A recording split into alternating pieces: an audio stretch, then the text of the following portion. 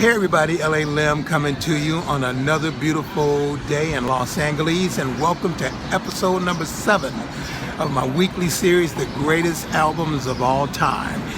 Just to recap the previous six episodes for anyone who has not seen them yet. Episode number 1 was on Marvin Gaye's iconic landmark 1971 album, What's Going On. Episode number 2 was a celebration of the 50th anniversary of the Beatles' historic album, Sgt. Pepper's Lonely Hearts Club Band. Episode number 3 was on the Temptations' pending 50th anniversary of their great album With a Lot of Soul, which was the first Motown album to have 4 songs that were in the top 20, separating the Temptations from every other Motown act. Episode number 4 was the 40th anniversary of the Fleetwood Mac's iconic album, Rumors. Episode number 5, of course, featured my favorite album of all time by my favorite band of all time, Earth, Wind & Fire's 1975 album, That's the Way of the World. And episode number 6 featured the new mature sound of Michael Jackson, his epic 1979 album, Off the Wall. In episode number 7, we're going to cover 2 things. Two things that people have asked me. They say, LA Lim, how come you haven't done an album that's a soundtrack album from a movie? And how come you haven't done an album yet from the 1980s? Well, we're going to do both of those today in one album.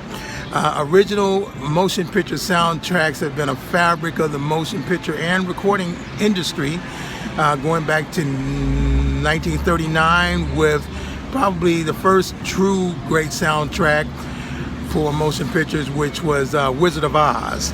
In the 50s, you had the soundtrack to the movie and play South Pacific. In 1960s, you had the great original motion picture soundtrack for West Side Story, Roger and Hammerstein's Sound of Music, and the Beatles' breakthrough album, the original soundtrack to A Hard Day's Night. In the 1970s, you had the soundtrack to the album Shaft, Curtis Mayfield's Superfly, and of course the great soundtrack albums to Saturday Night Fever and Grease. Not to mention John Williams, the great composer, and his soundtrack albums for Star Wars, Jaws, and Superman. In the 1980s, in my opinion, there was one great soundtrack album, and that album was released, and it was the breakthrough album, the album that really truly put on the map for real His Royal Highness, the Purple One himself. That's right, we're talking about Prince, and we're talking about the original motion picture soundtrack to the motion picture Purple Rain. That's right. Purple Rain was released on June 25th, 1984, right around the time of the film Purple Rain, and Purple Rain, the soundtrack album, like the film, was a worldwide phenomenal success, selling well over 20 million copies. It is currently ranked as the 6th biggest selling album of all time, and it put Prince up in a high stratosphere amongst one of the greatest artists of all time. As always, I like to talk about a little bit of history with Prince, the man who was born as Prince Rogers Nelson in Minneapolis. You know, one of the things we learned about Prince after his sad passing was that he very nearly was signed and was produced by the great Earth, Wind & Fire bassist Verdine White. And boy, one can only wonder what kind of things Verdine White could have done with Prince had he been the guy that produced him. But I think we can all safely say that Prince's career turned out just fine with himself being at the helm of it. Like all great artists, it took him a while to find his commercial commercial self. He started off with a great album that had controversy. Even the song 1999 really didn't take off until his breakthrough release in 1983, which was a Little Red Corvette. And once that took off, really putting Prince in the map on the commercial stratosphere, they re-released 1999, and 1999 of course became the party anthem of the beginning of the millennium, the 21st century.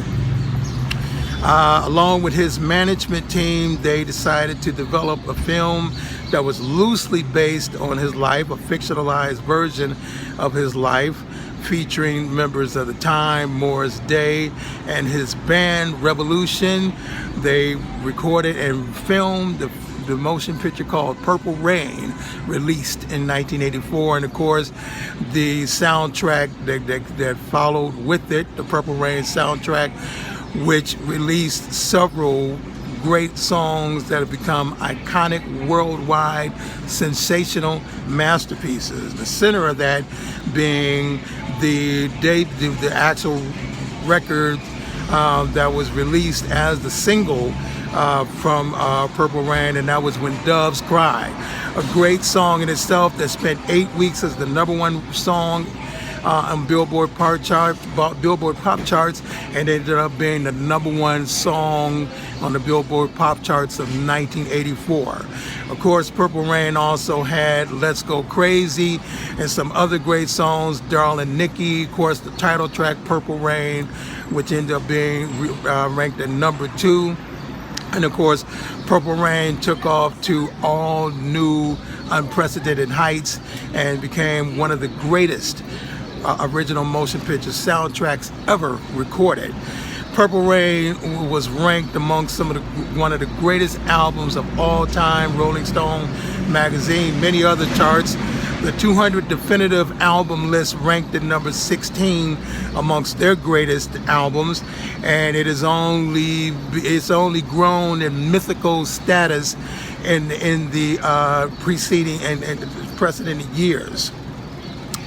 Of course, sadly, as always, the Grammy Awards, even though every once in a while they'll get it right, such as Sgt. Pepper, Fleetwood Mac's album Rumor, or Stevie Wonder's album Songs in the Key of Life, but for the most part, the Grammy Awards, because they are a conservative body with a conservative block of voters, almost always gets it wrong as far as what album wins Album of the Year. And clearly, even though Purple Rain was the biggest selling album of 1984, unfortunately it was released the same year that Bruce Springsteen's Born in the USA was released, and with those two albums virtually splitting the vote, the award for Album of the Year went to Lionel Richie's album Can't Slow Down, an album of fine pop songs, but an album that I don't think anybody or few people would place in the same league or the same pantheon as the great artistic triumph that Purple Rain was. So often, for the most part, the Grammy Awards gets it wrong, and they certainly got it wrong in 1984 when Purple Rain was not honored for Album of the Year, even though it did win a couple of Grammy Awards. In addition, Purple Rain did win the Academy Award for Best Original Motion Picture Film Score. Of course, as we know, Prince just took off from there, and one of the true great measures of a great recording artist and a great artist in general is their ability to continually reinvent themselves, and Prince did that. That's why he stayed relevant as a pop and recording artist and as a mythical artist all the way until the time of his untimely passing. And Prince, of course, will go down in history as one of the greatest recording artists ever. And Purple Rain will go down in history as one of the greatest albums ever recorded. This is L.A. Lim. I invite your comments. Comment, let me know what you think about my opinion, if you share my opinion, or if you have a different opinion. I invite your opinions. Next week we might go into the 90s. I don't hold the 90s with the same regards that I hold the 60s and 70s, but we'll see if we can find something from the 90s to honor. Anyway, as always, I always say that love is life. Tell someone that you love them, that you honor them, that you respect them. This is L.A. Lim saying ciao bella, ciao.